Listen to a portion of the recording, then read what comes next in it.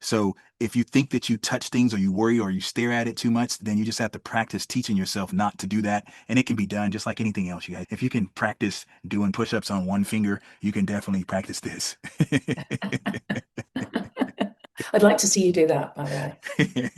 Yeah, So, I never. so would I. We'll see that at the retreat.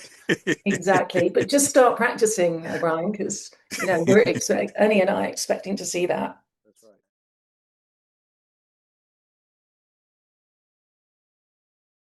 Yeah, And Brian, let's see Doc what's here. going on. Hey, Doc, how you doing this afternoon? Good, man. I posted in Discord, and a couple panels there. Hmm. This was uh, a good day overall, for Hmm. sure.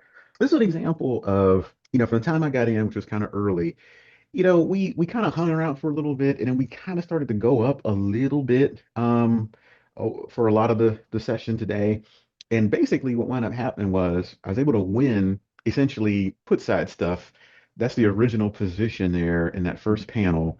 And then on the second panel is basically like three different roll-ups on the put side to as things kind of came out on that side. And we kind of just kept going up just enough to where that call side got to be maybe $1,000 to the negative, kind of deal at its Hmm. worst.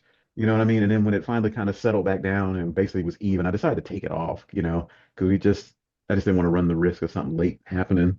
Hmm. And so it was basically all put side winning today. But that's just Okay, kind of so what the what was market it? What gave was me. this win like? Because it looks like the put side, you won So quite a again, bit on that put side. yeah, so that's the initial position. I was only like Mm. 25 wide or something like that. So like that minus 33.20, that's the bought puts, right? And then the Okay. 5,600 that's the original put position that decayed. Then you go to the next panel, these are all roll-ups, various other Yeah. puts. If we do some quick math, that's about 2,000 there on the first one. Then you got another 800. So let's just say 3,000 plus two more thousand here. So about 5,000 on the put side that you made. And then on the call side, you got out I of that. I You basically closed it out, yeah, for $80 kind of deal. And 80 again, bucks. that that Okay. that had been negative, to a decent degree, but it didn't really approach a 3x loss, but it definitely took some heat. And I decided to Okay. take it off.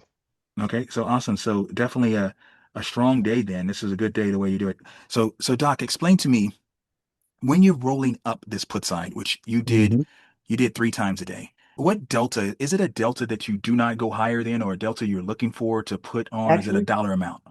it's a dollar amount, right? The original amount this trade could have made overall on the original positions was 4,000. There was like 2,000 of credit on both sides, right? And so when I went to roll up, I looked to collect, I ideally wanted to collect an additional 1,000 on a roll up. I did, Hmm. a little less than that the first time, but then the other two times, the 1,000. So as I'm doing my little roll up there and it shows how much credit you're going to get with the roll, I try to get 1,000. You know what I mean? Or basically Okay. half as much as what I was on the hook for Okay. before. Hmm. And so with just for myself and others on the call, if you're doing it with 40 contracts, right? And so Hmm. we take the 1,000 and we divide it by 40. And so you're trying to collect at least 25 cents or maybe 30 cents to factor in fees and commissions. Yeah, actually, it really is like that 20, 25, which again, Okay. it's a Okay. small amount, but this is all additional. You know what I mean? I've already won on the one side, to a large degree. You know what I mean? Yeah, I present these questions on purpose because Mhm. that shows the power how this adds up, right? And how you're still staying very, very safe delta wise as well by just collecting another 25 cents. And it's all relative, you guys, percentage wise. So if you were doing this with one contract, it'd be the same kind of concept as Dr. Mendel's doing it with 40 contracts or 50 contracts. It's Now, all. some Go people might ahead. make the argument, why not do that initial roll up right from the get-go? You collected 50 cents the first time, roll up whatever it takes to collect that other 50. Hmm. You're right. I mean, I do want to give the market a little bit of room to reverse. Certainly I've been hit on rolling up very aggressively. That certainly Hmm. has happened.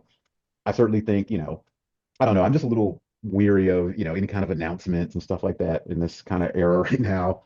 I could make things just kind of tank.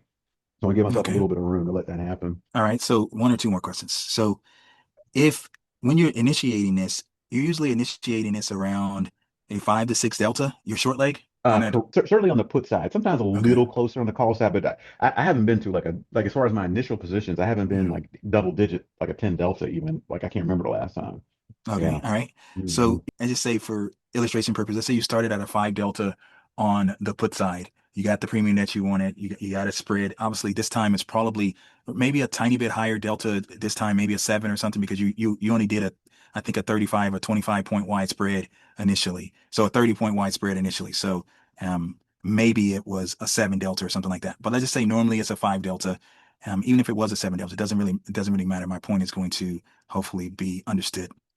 So it drops down because it's moving up like it was today. That five or seven delta goes to what? Is it a three delta? Is it a dollar amount? As I say, you originally collected 50 cents and it's now trading what, 5 cents, 10 cents? Is it a delta, a feel for when you roll up? What's the catalyst to roll up? Yeah, in the first instance, actually, we I wasn't taking really much heat on the call side. It's just that it seemed like the market it kind of came out more so on the put side. So Mm, like that first roll, just like a lot of this has come out. So I mean, I might as well kind of even back up my risk again. You know what I mean? The other rolls were yes, I was taking some heat on the call side, and it's like okay, if I endure a stop out, like I said, I was probably at like a two or three delta at the time. I'm like, I do need to roll this up. So if I do endure a call side stop out, mm, I'll have made some on this rolled up position. And if I need to kind of roll up again in the event of a call and bring it up some more, you know what I mean? mhm. I've already won some. And then of course I would have re-entered on the call side again. You know what I mean? And so you kind of want Correct. that, you want that re-rolled up, you want that rolled up put position to be somewhat near your new call position delta. You know what I mean? You don't want that to be too out of whack, you know? Okay. Okay. Awesome. Excellent. And so when you did this roll ups, did you move the whole put spread or did you just move the short leg? Before we continue with the video, I just want to quickly point out that if you're interested in learning more about the zero DT strategy or any other of the strategies that we teach here at Dorian Trader, you can check out our Dorian Way School. We're going to put the link in the description area. It will help you accelerate your learning process. Thanks for listening. Now back to the video. Yeah, I just moved the short leg.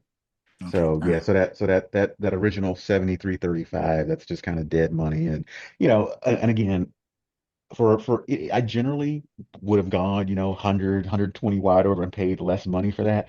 But Hmm. at the same token, I think it was earlier in the week, maybe a couple of days ago, Hmm. we saw the benefit of, having that short, that long leg be relatively close in that it appreciated a decent amount and it helped me, with my overall loss mitigation. Hmm. I think I remember sharing that the other day. So I kind of like Absolutely. that, that having that little extra in this market climate anyway.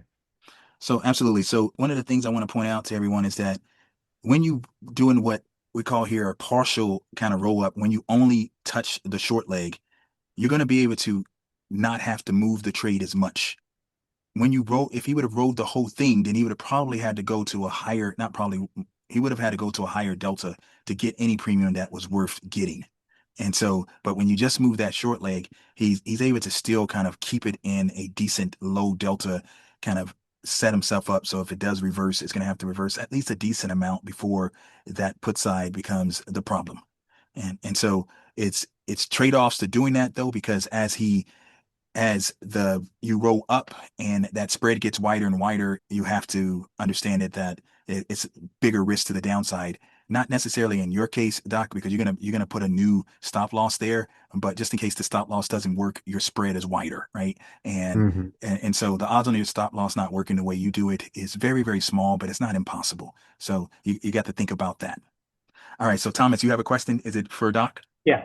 Do you ever use hedges, Doc? Do you ever get tempted to hedge any of this? I have. I mean, every once in a while, if I like, I'll be honest, I actually had I am a little concerned about announcement risk and headline kind of risk or whatever. So to be honest, on that after this second roll up, and I kind of in effect got back to like my usual kind of width on the spread, 50 plus, 70 plus points or whatever. I actually did buy it was about a 30 delta put, like one contract might have cost me like 300 some bucks or whatever.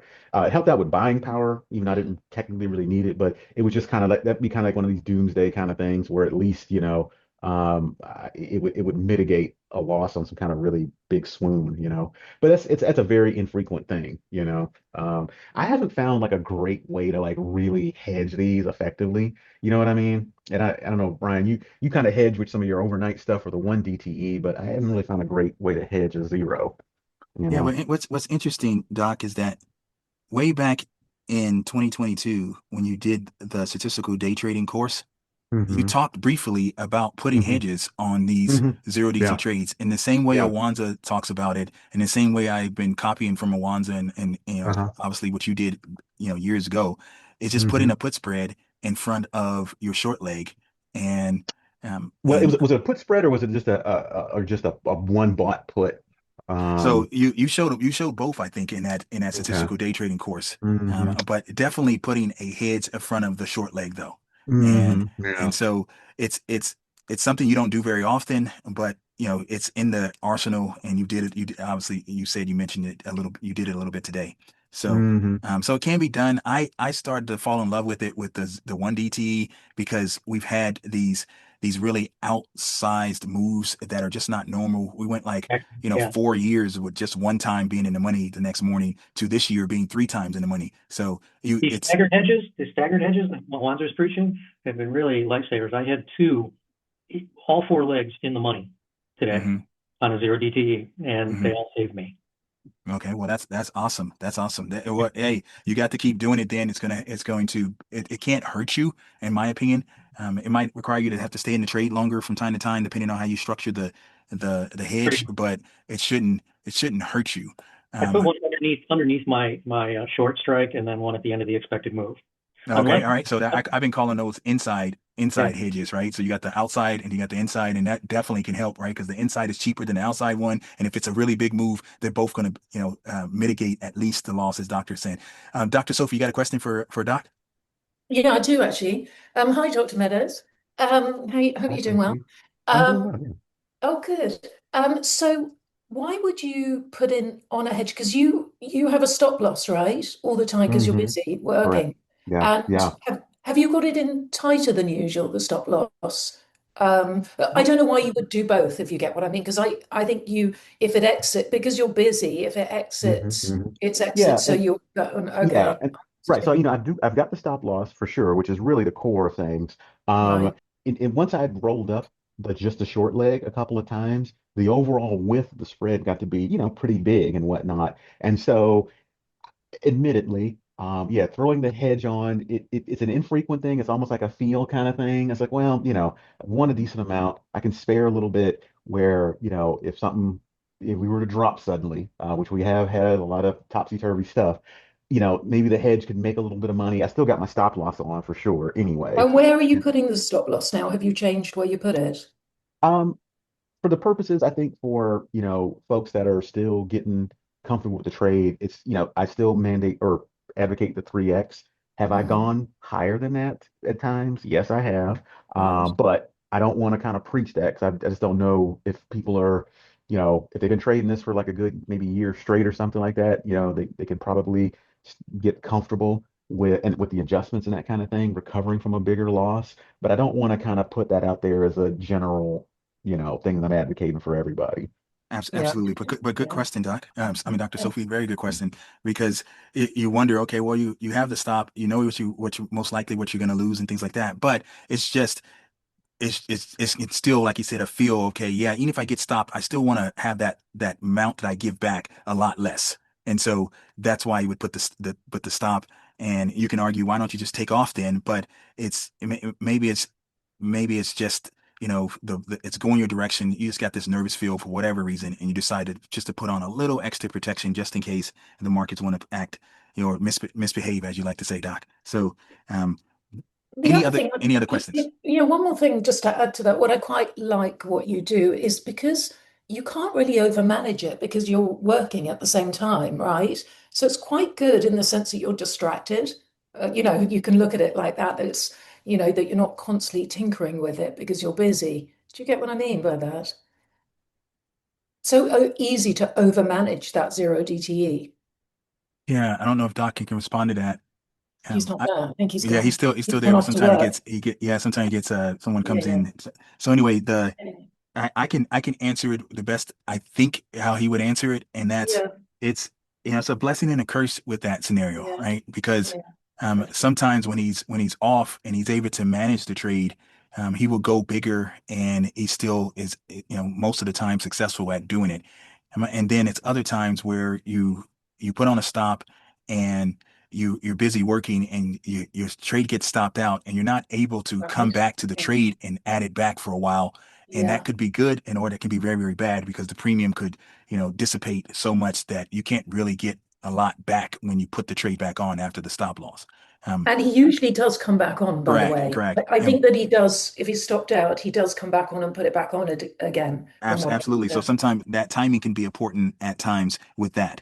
And so it can be a benefit, or it can be a hindrance of having to be interrupted while you're trading, which is fine. It's to this point, it's proven that it's worked for him. But what you're kind of alluding to is that sometimes us as traders, we can tinker with things too much, right? And if you don't have the ability to do that, that can potentially help you by teaching you how to sit on your hands. And so that's something that could be of a benefit to a lot of us. So if you think that you touch things, or you worry, or you stare at it too much, then you just have to practice teaching yourself not to do that. And it can be done just like anything else, you guys. If you can practice doing push-ups on one finger, you can definitely practice this. I'd like to see you do that, by the way. Yeah, So, I never. so would I. We'll see that at the retreat. Exactly. But just start practicing, Brian, because Ernie and I are expecting to see that. That's right. Absolutely, absolutely, man. Wonderful. That's one thing I never practiced, but I can do a bunch of push-ups though. But I don't know never why. practice one one-handed. But One when I finger. see people do it, it's pretty impressive. So anyway,